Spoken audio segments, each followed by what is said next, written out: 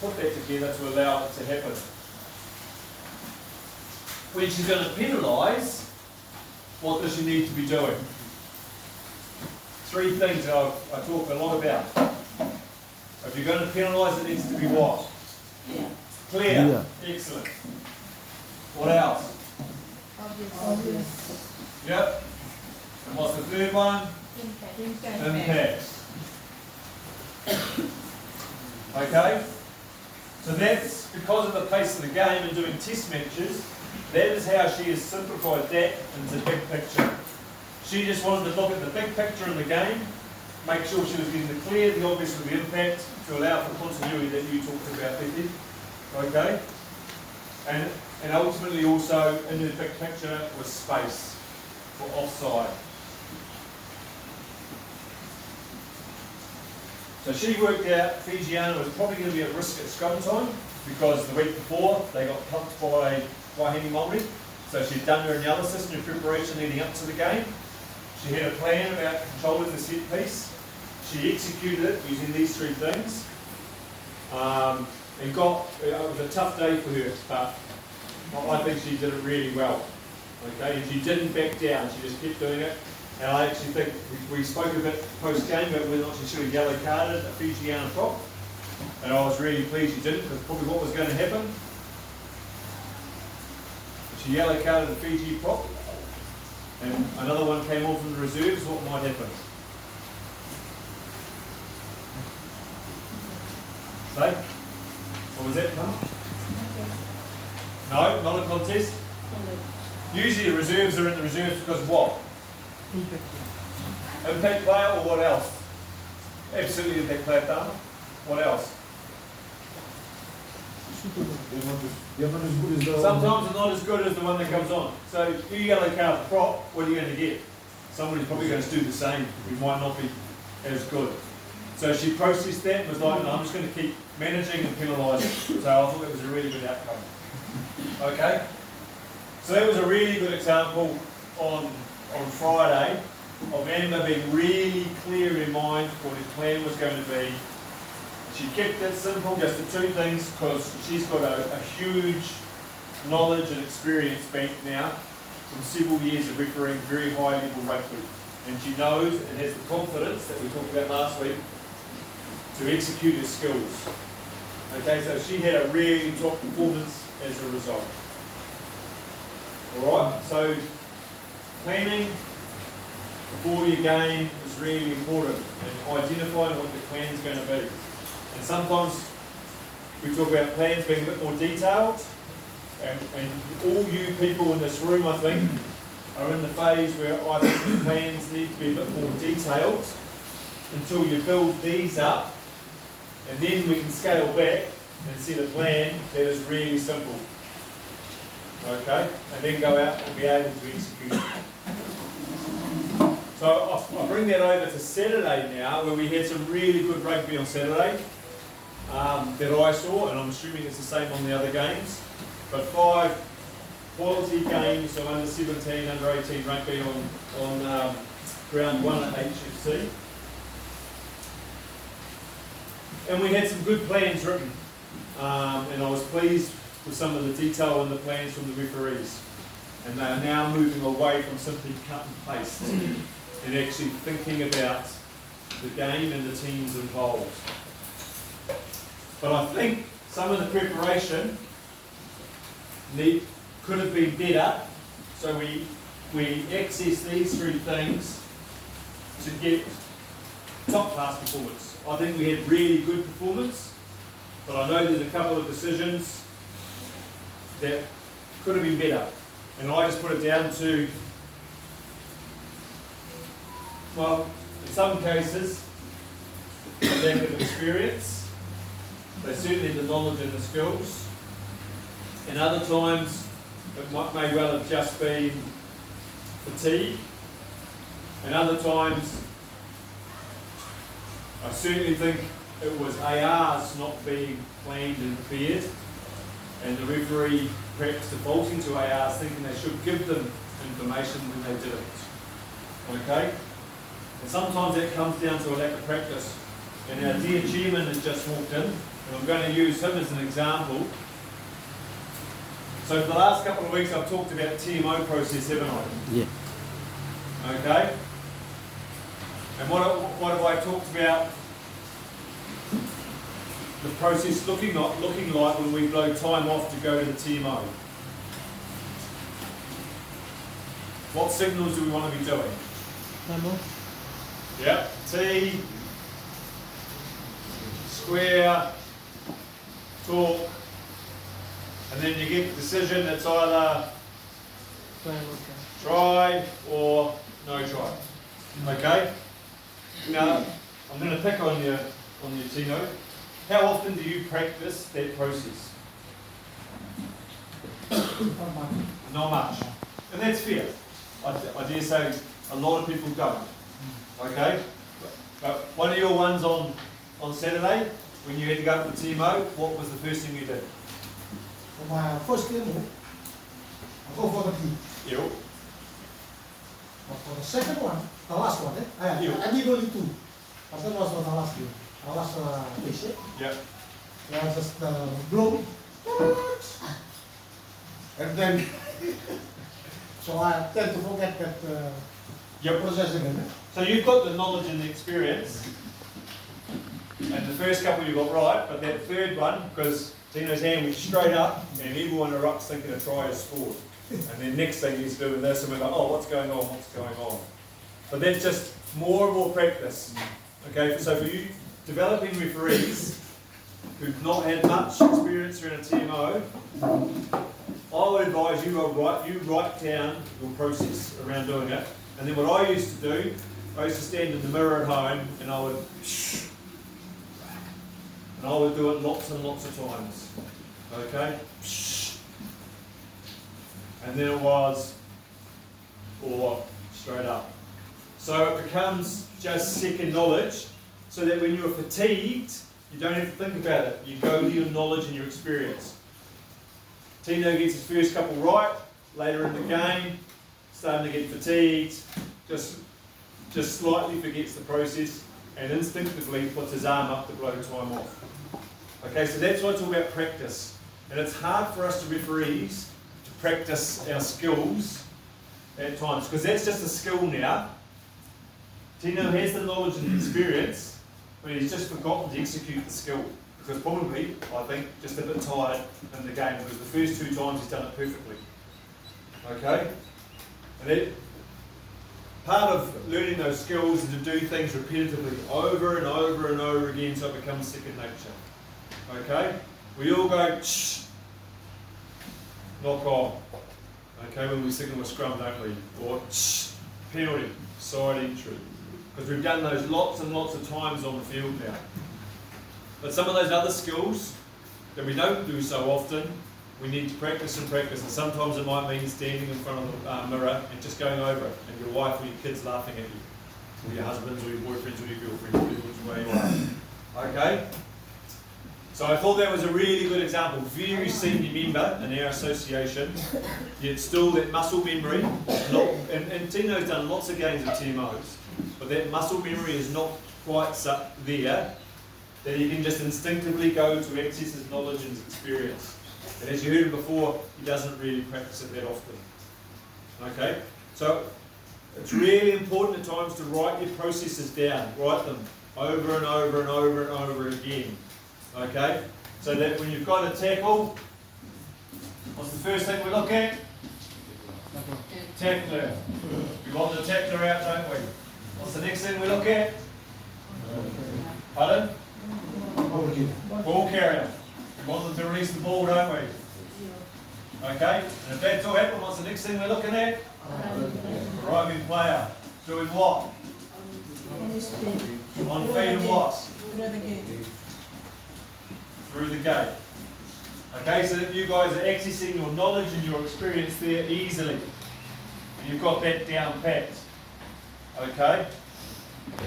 And when you get better and better and better, you start to meld that into something like this. Okay, because when I finished refereeing, my tackle process, my first step in it was contest.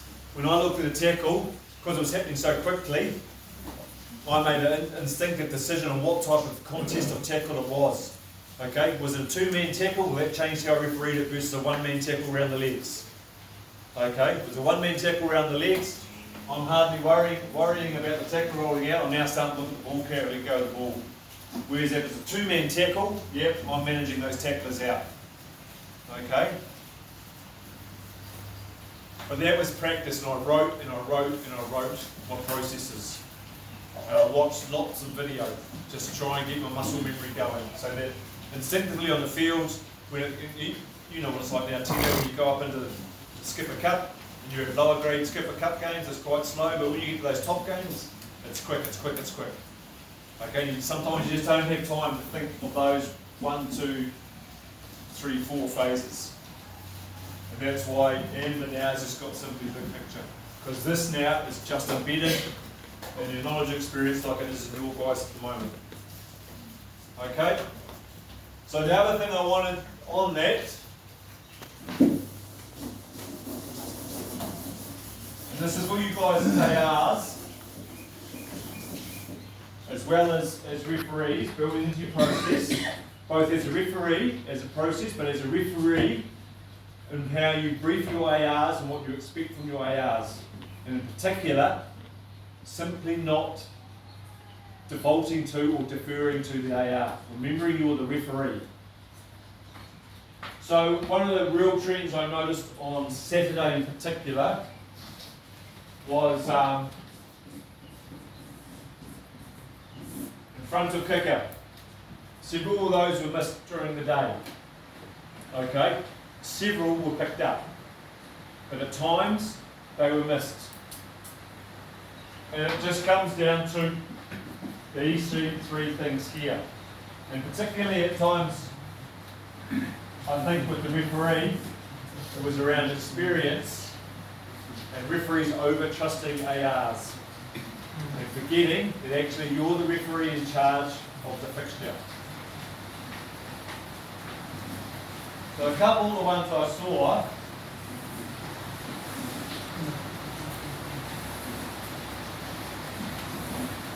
we're accessing the defensive 22. Okay? A couple from kick-off. So you have kick-off deep, and often it was close. You have a ruck close to the touch line. Okay? Often what happens there, what is going to occur? Halfback. Kick. Who often kicks? Halfback. Halfback? Yes, yes. Yep, absolutely. And the halfbacks often step back, aren't they? Okay? So, if we've got the halfback kicking there, what's your trigger to watch for in front of players in front of the kicker? All the forwards in front, yeah? Pardon? Forwards. Forwards? Yep. Flankers. Winger. And who else? Winger. Winger, this winger here, eh? Okay? So, ARs. You ARs in the room only, where would you be positioned in that situation? On this side? Yes. Where? D-line. On this side? D-line. Pleased to hear that? You guys listening? Because the referee might be here or might have gone there, eh? So what we want is that triangle. Okay? So referees,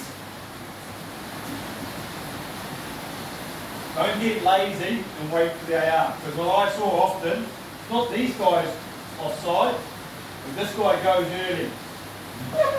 Okay, so I saw that probably 3-4 times on Saturday. With the winger go, because he's excited and he's waiting for the halfback who takes his time to kick. And he's 3-4 steps in front. And every time I looked up, what was this AR doing? Watching. Yep. They're off too. So they've already turned away and started to chase the ball. If you're here and the ball's kicked, what's going to happen to the ball?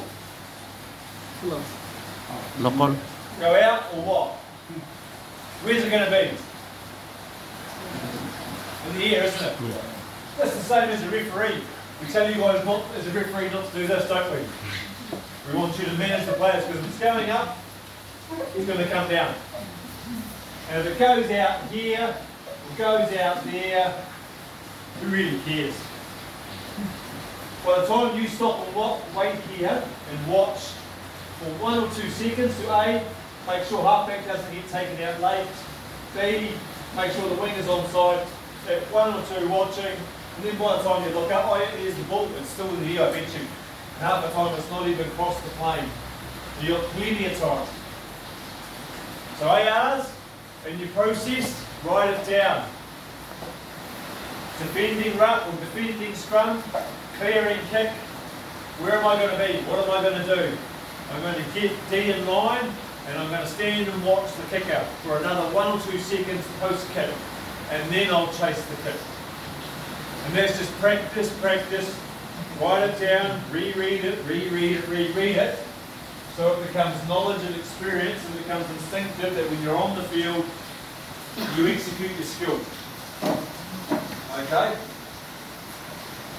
Same thing if it's passed back to the 20, to the number 10. This is where it's even more prevalent. So it goes back to number, especially if you've got a scrum here and number 10 is standing in goal.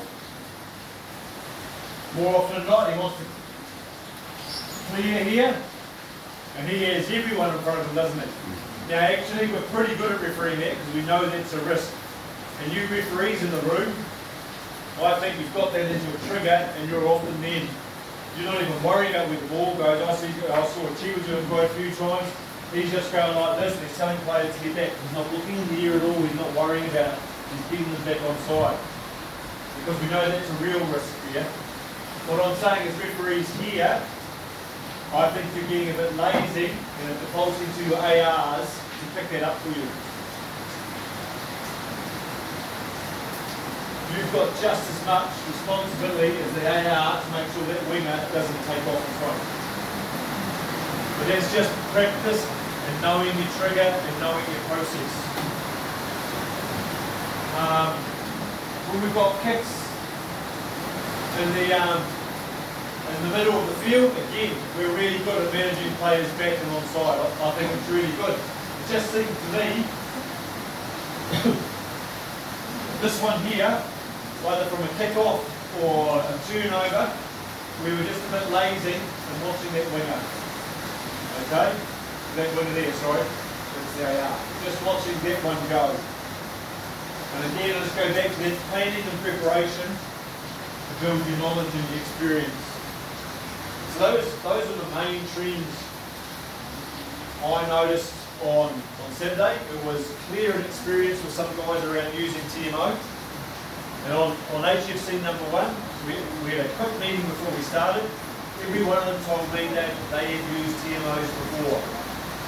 Okay, so they've used them, but as we spoke about before, I doubt they practice very often, and their experience is limited to be able to access their knowledge. And then in front of kicker, I think a lot more work needs to be done there for referees and ARs to really just take that time to hold and watch what happens when the kick happens, but be aware of who's in front. Generally we're pretty good if the guy gets tackled late, but I'll guarantee you, if we saw the halfback we hit late, the AR would have been watching that and not picked up that winger going. So it's just a matter about opening up your vision and multitasking, having more than one thought in your head at the time. Oh, I've got to watch the winger and I've got to watch the number 9 so he doesn't get taken late. Any thoughts or questions on that?